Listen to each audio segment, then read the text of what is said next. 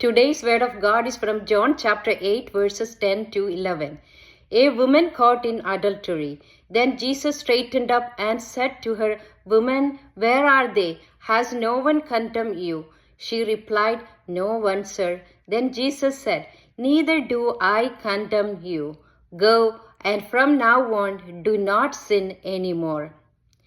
The accusers of the sinful women, convicted by their own conscience, left one by one when Jesus said, "Let the one among you who is without sin be the first one to throw a stone at her."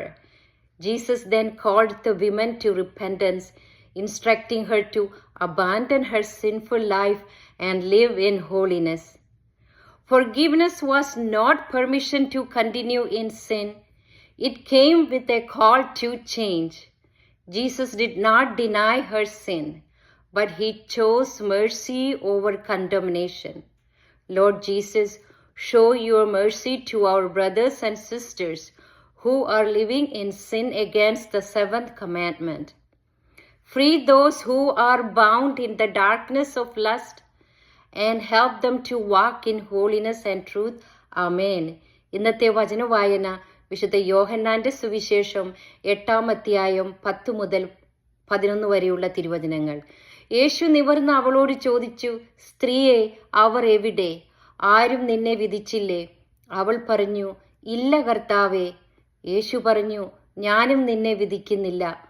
പൊയ്ക്കൊള്ളുക, ഇനിമേൽ പാപം ചെയ്യരുത്."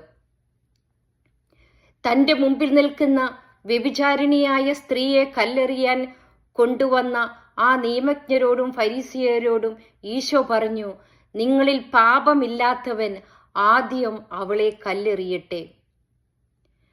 ആ ദൈവവചനം ആ കുറ്റം ആരോപിച്ചവരുടെ ഹൃദയങ്ങളിലേക്ക് ഒരു ഇരുതല വാളുപോലെ ആഞ്ഞുപതിക്കുന്നു.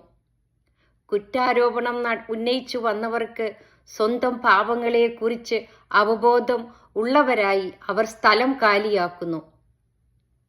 കുറ്റപ്പെടുത്തലില്ലാതെ ആ പാപിയായ സ്ത്രീയെ അനുതാപത്തിലേക്കും വിശുദ്ധിയിലേക്കും ഈശോ ക്ഷണിക്കുന്നു.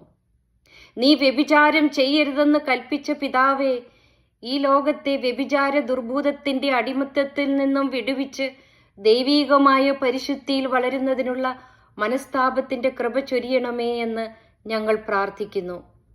Saint Turibius, pray for us. Ave Maria, praise you Jesus. Amen.